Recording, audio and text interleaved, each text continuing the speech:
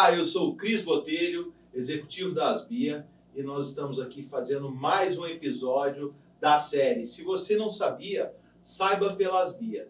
E hoje eu estou com um cara aqui especial, um grande amigo, zootecnista, e um cara que eu sou fã, que tem uma carreira profissional maravilhosa. Estou convidando aqui para falar um pouco de toda a história dele, toda a história profissional, que acompanhou a indústria da inseminação desde muito tempo.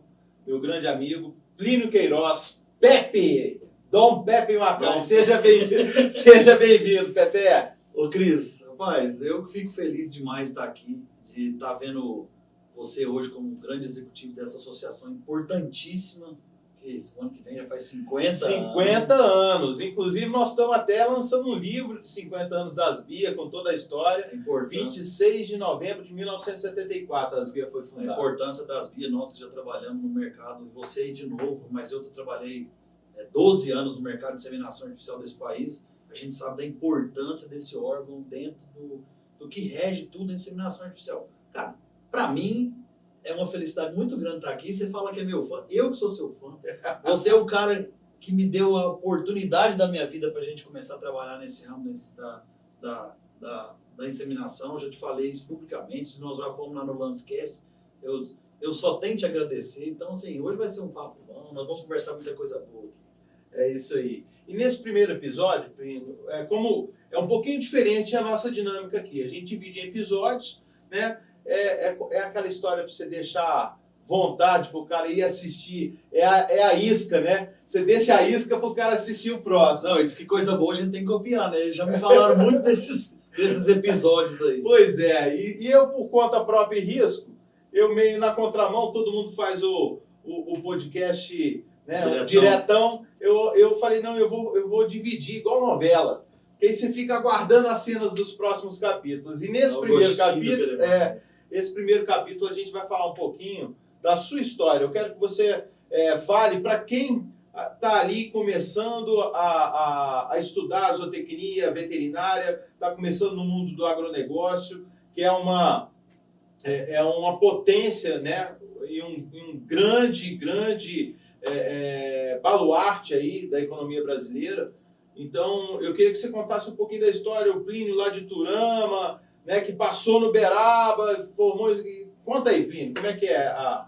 Gente, na minha época, assim, acho que o agronegócio não era tão pulsante igual a gente está. A gente até eu brinco muito falando com todo mundo hoje que, tipo assim, na época da faculdade, eu formei em 2004, na época da faculdade a gente tinha na literatura que o Brasil ia ser o celeiro do mundo, né? A gente ia produzir alimento para o mundo inteiro, que ia ser 2040, 2050, mudou tudo, já é agora. Né?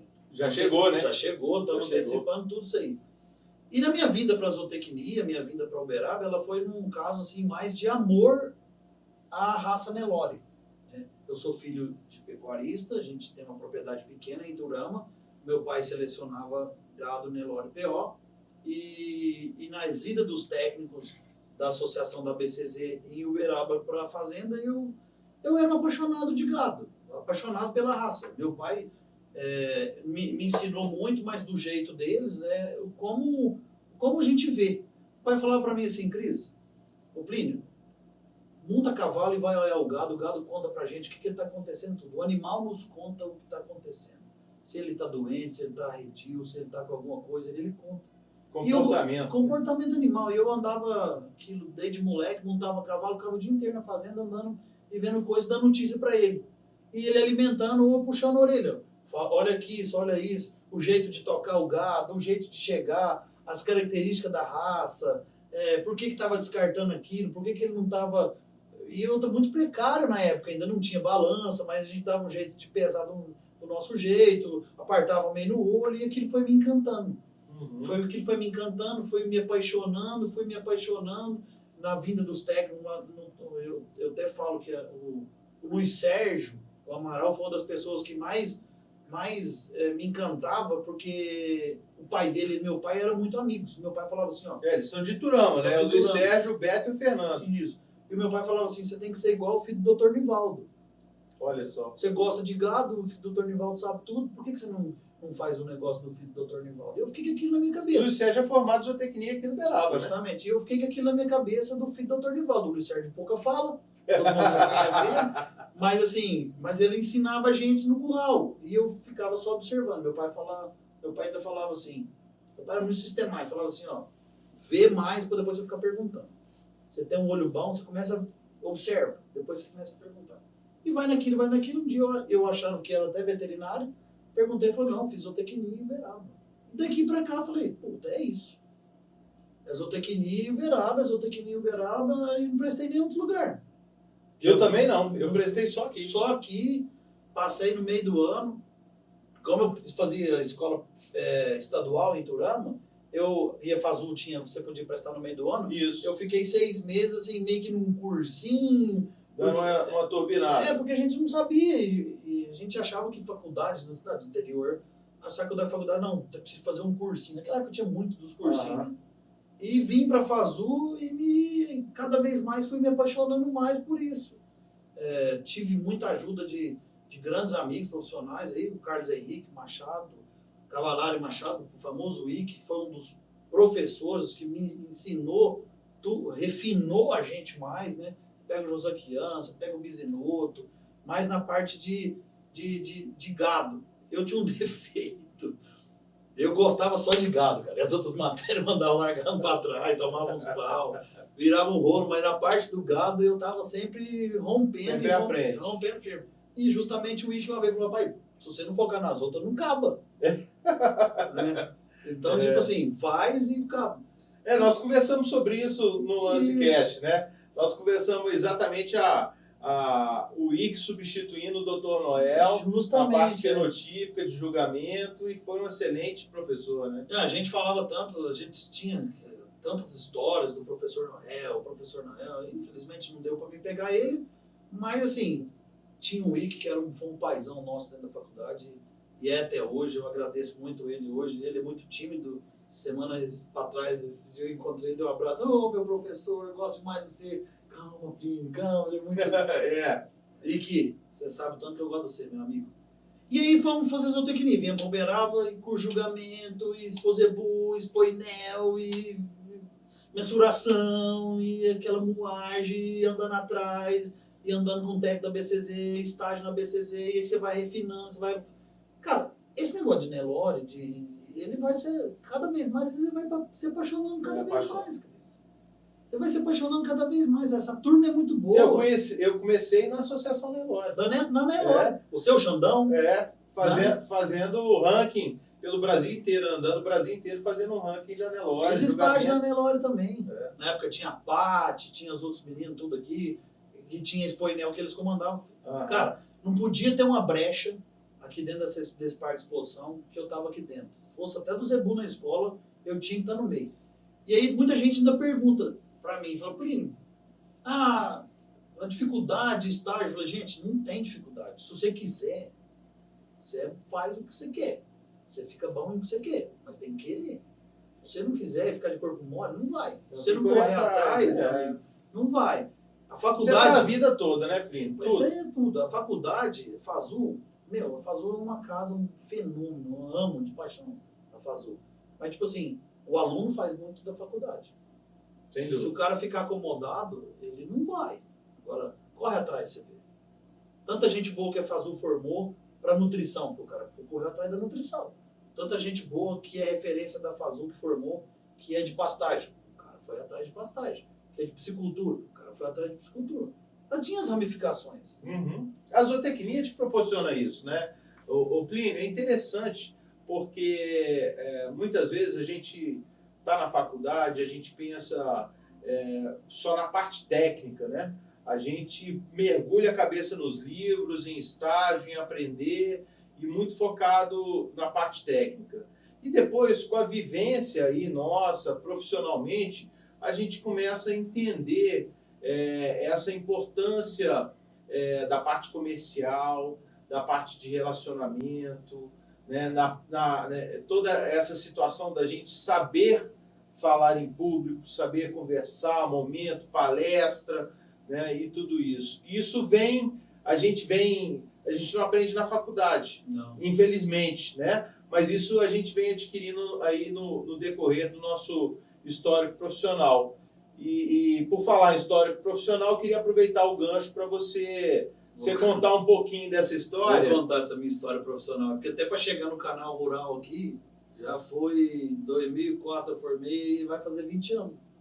Né? Nossa, eu tô com quase 30. 20 anos já de formado. Eu formei em 95. A turma acha que é tudo facinho, mas, gente, eu já comi poeira virado do vento, como diz o goiano.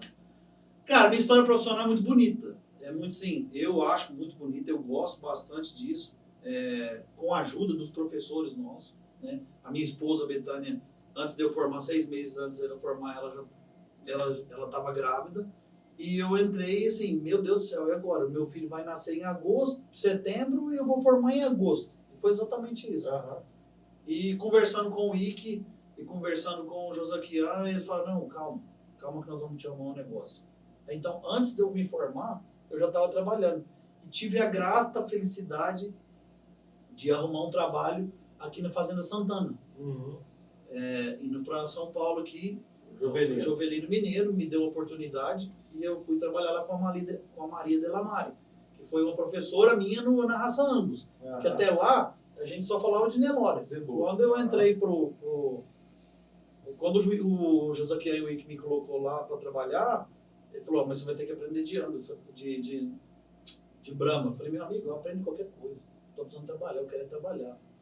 E aprendi, meti a cara nos pedigree, nos livros, e entender as linhagens, e a Maria me ajudando. Você também, que é um especialista na raça, me falava muita coisa. O Gustavo Miziara, que é o canarim também, que já tinha formado, na época estava com o Brahma voando, a gente perguntava, tal. E comecei na Santana. Só que é engraçado, eu até te contei isso, eu comecei na Santana, e na época minha de faculdade, a gente rodava muito a central de inseminação, e eu passava todo dia na porta da ABS. Passava todo dia na porta da ABS com o meu ninho. Para ir para Santana, você tinha que passar na porta na ida e na volta. No mínimo 2 vezes por dia. Quando não tinha que vir aqui na cidade fazer uns corres. Eu passava naquilo ali, cara, via aquela caixa d'água com aquele botijão. Eu falava, cara, eu tenho que vir aqui trabalhar nesse lugar. Isso aqui que eu gosto. Eu gosto de touro. Eu gosto de touro. E o Marruco, Ricardo Marquete, já era seu estagiário lá na época. Era. E a gente era amigo e ele vivia contando de tanto que era difícil, mas era gostoso, que o negócio ia aprendendo. Ele falava, primo, todo dia você aprende um negócio diferente. E eu, curioso, falador curioso, adorava especular os outros. Falei, cara, um dia eu vou entrar nesse negócio aqui, passar. Um dia que eu já estava meio sapecado, eu falei, você quer saber, eu vou entrar aqui dentro. E entrei e bati lá na sua porta. Foi. Deixei um currículo na mão, falei, cara, o dia que abrir alguma coisa aqui, você me chama. E você ainda comentou comigo, nós acabamos de contratar o Gustavo Morales, que hoje está na BS até hoje, né? Eu falei, caralho, velho, porra, perdi a oportunidade, né? Mas tá bom, vamos embora. Certo dia... Só te fazer um parênteses, você falou do Marruco, eu lembrei, você sabe quem que passou estágio com a gente também nessa época, de zebu e fazendo catálogo, separando os animais por linhagem e tudo? O Zé Neto.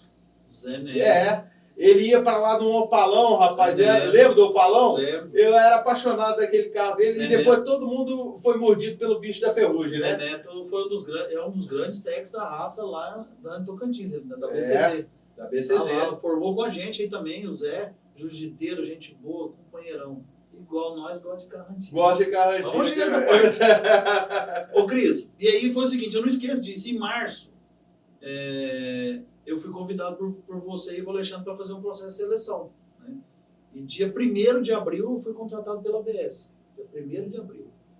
E essa oportunidade era para ir para Campo Grande, que a ABS já estava montando um modelo diferente no escritório próprio em Campo Grande. Eu falei, meu amigo, eu vou quando vocês quiserem. Vambora, né? Então pronto. Minha mulher companheira vai junto, fui na frente, depois ela foi.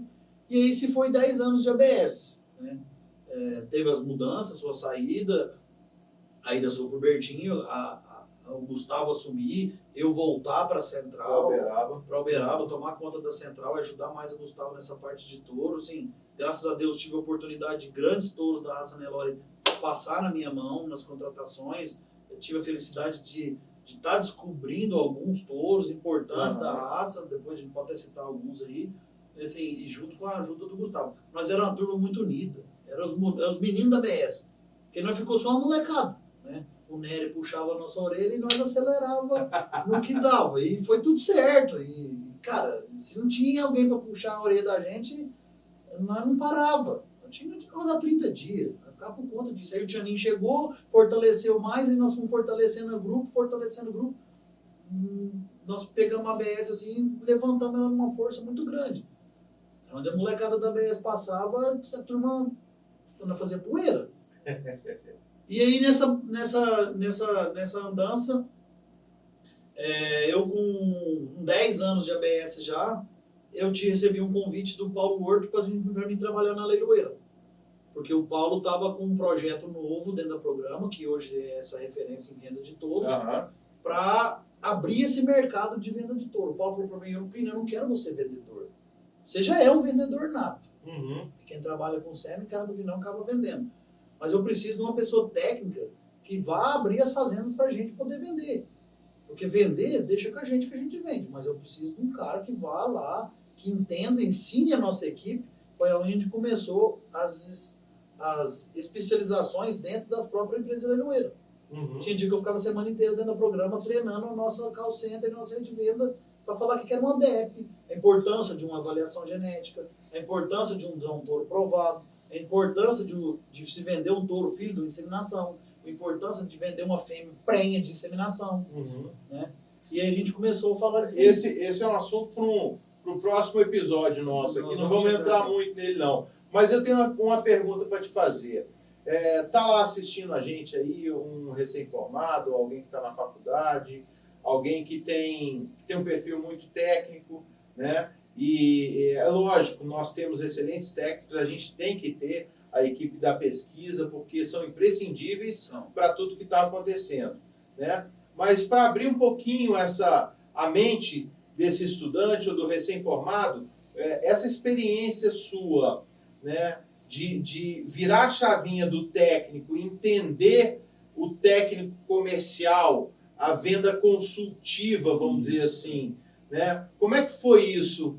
Foi no período da inseminação e concretizou isso na programa? Conta pra gente como é que é essa experiência. Cris, o trabalho nosso na ABS, ele era um suporte técnico à rede de vendas. Então você andava com os vendedores muito bons na mão. Então você entrava com a parte técnica e ele, querendo ou não, a gente se absorvia a parte de venda dele. O traquejo, o jeito, tal. Cara, a hora que eu falo para todo mundo, a hora que o ferrãozinho do comercial, o marimbondinho do comercial te pega, você não sai dele nunca mais. Porque é gostoso. Cristiano, não tem nada mais prazeroso que você realizar uma grande venda e o cara vir comprar com você e falar assim, pô, eu tô comprando com você porque eu acredito no que você tá falando. Não, e melhor de tudo ainda é a recompra, né? A recompra. Não, essa é a fantástica. Essa aí, você viu os bezerros, você acasalou, viu os bezerros, deu certo, no ano que vem o cara volta. E o melhor de tudo, ele vai te ligar e falar assim, escolhe os touros aí pra mim, que agora tá na sua mão. Pô, isso aí pra mim era o grande ápice que eu tinha dentro da ABS. Eu falei, caramba, não é porque o cara tava na mão, é porque o cara comprou a sua ideia. Né? E se acasalar, cara, não é fácil. Casalamento nada mais é. Hoje que 2 e 2 não é 4. Na genética, no acasalamento. Eu falava muito que o acasalamento ele é uma forma de diminuir erros. Que erro pode ter. É igual a DEP, quando chegou. Na nossa época não tinha nem DEP direito. As referências nossas, que eram da época, eram os campeões nacionais. Né? Ou touros com produção. O touro demorava muito. Demorava 4, 5 anos para provar um touro. Porque enquanto não nascia produto, o cara não deixava nem se usar. Não confiava. Lá vem esse menino novo aí, que não sabe nem o que está falando. Mas vamos lá. Então, eu acho que é isso. Sim, a parte comercial ela é extremamente importante. Às vezes, você não quer viver da parte comercial. Não quero ser tirador de pedido, não quero vender. Não sou vendedor. Mas se você tiver na parte técnica ligada à parte comercial ou vice-versa, eu tenho certeza de falar para quem está escutando a gente, vendo a gente aí, você vai sair na frente de muita gente. Não é muita gente. Sai muito. Ainda mais nesse mercado hoje competitivo voltar. Sai longe. Sem dúvida. E aí você estava na Programa Leilões. Programa Leilões. Foco no mercado de touro. Foco no mercado de touro. Entramos muito forte na expogenética, mudamos o conceito do mercado de touro, mudamos o conceito das mesas operadoras, de falar as avaliação genética. Muitas das assessorias também começaram a tomar um ar diferente dentro da DEP, né, de falar de touro, do momento de touro diferente. E certo disso, num leilão em Campo Grande, o meu grande amigo, que eu gosto muito demais mesmo, o Everardo me chamou. Falou, você vai estar em Uberaba semana que vem? Eu falei, vou. Eu passo lá na alta? Eu falei, passo lá. Eu achando que nós íamos conversar fiado. Ele falou, tem um projeto para você aqui dentro da alta. Eu queria muito que você viesse trabalhar conosco. Eu falei, Everardo, como assim? O que está acontecendo? E nós temos um projeto aqui de grandes contas chaves, contas grandes, a pessoa que trava aqui não vai ficar mais, e a gente, pela sua força técnica, sua força comercial agressiva, igual você é, eu precisava que você viesse trabalhar conosco aqui. Conversei com a minha esposa sempre faz tudo comigo, e ela falou, vamos cair para dentro. Só que para sair da programa. Imagino. Seu Paulo não queria deixar. Porque, Plínio, você construiu isso aqui comigo, como é que você vai me largar depois de 2 anos? Não é assim, agora que nós vamos melhorar.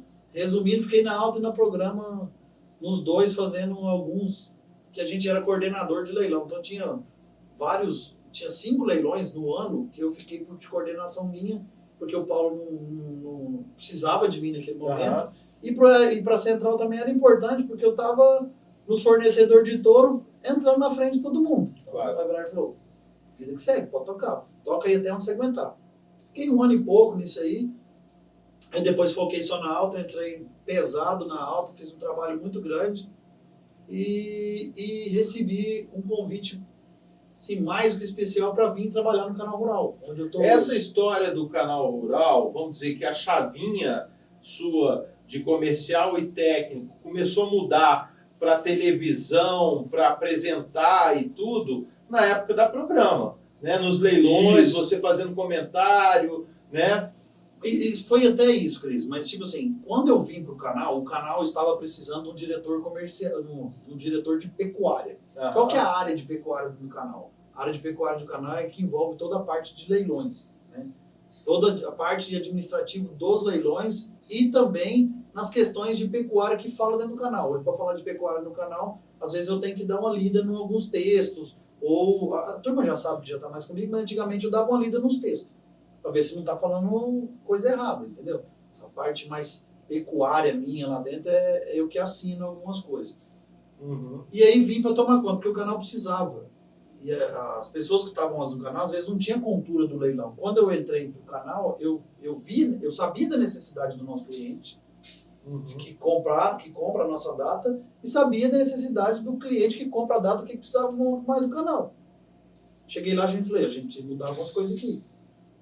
Uma das primeiras coisas foi o horário. Das segundas coisas foi o lance rural, que foi o nosso aplicativo. A gente está perdendo. É um mercado infinito aí de internet que nem se falava internet direito. É outro tópico nosso aqui para frente. E aí recebi o convite para trabalhar no Canal Rural. Cristiano, eu fiquei uns 3 dias sem dormir. Porque eu falei, rapaz, aí começa a vir aquelas, como é que a gente pode falar, aqueles flashbacks na cabeça. Não, os flashbacks na cabeça. Eu falei, rapaz, o Plínio, Pepé da Iturama, me chama lá de longe para vir cá assumir uma diretoria.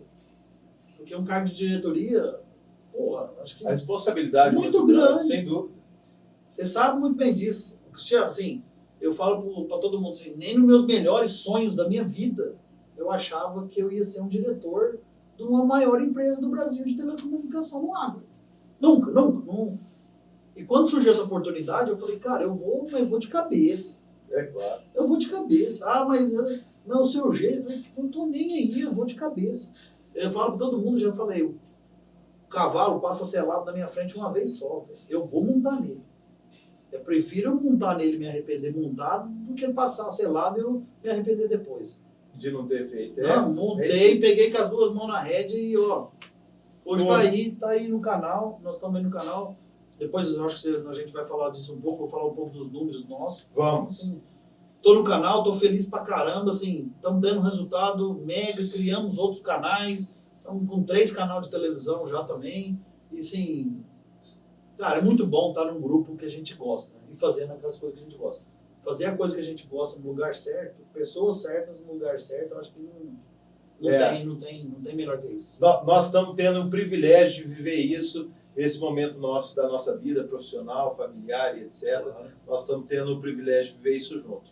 Ô Plínio, para a gente encerrar aqui esse primeiro episódio, essa primeira etapa, primeiro bloco do nosso bate-papo, eu queria te pedir para passar um recado, uma mensagem para aquela pessoa que está se organizando profissionalmente, recém-formado, ou que está cursando aí as diversas profissões do agronegócio, né?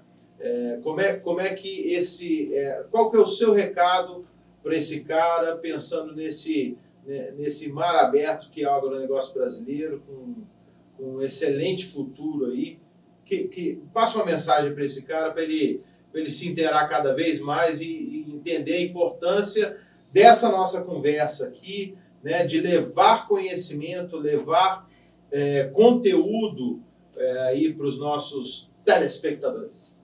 Gente, o que eu falo muito para todo mundo, e muita gente me conhece, gosta de conversar comigo, eu fico feliz sobre isso. Até muita gente fala assim, você é meu guru, você fala e fala com certeza do que você está falando. Gente, o negócio é o seguinte, você que está aí nos assistindo, que estou recém-formado, estou começando a formar, vou formar daqui 6 meses, não tem nada melhor que trabalhar. Acorda cedo, vai trabalhar e tenha foco no que você vai fazer. Essas 2 palavras, trabalho e foco, Cristiano, você faz tudo certo.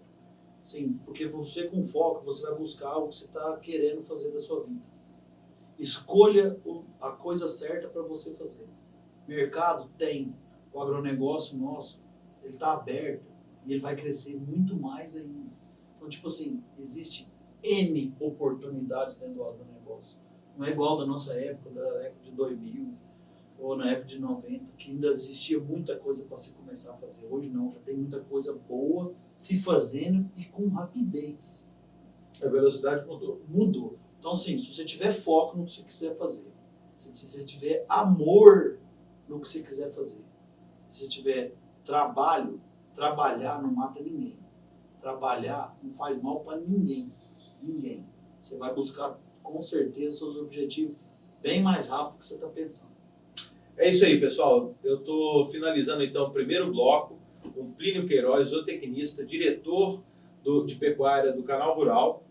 E fica com a gente que o próximo bloco a gente vai contar um pouquinho da evolução da pecuária do Brasil, da evolução da inseminação artificial, os números, a evolução do índice ASBIA. Nós vamos falar um pouquinho sobre tudo isso. Então, fica com a gente e a seguir cenas dos próximos capítulos.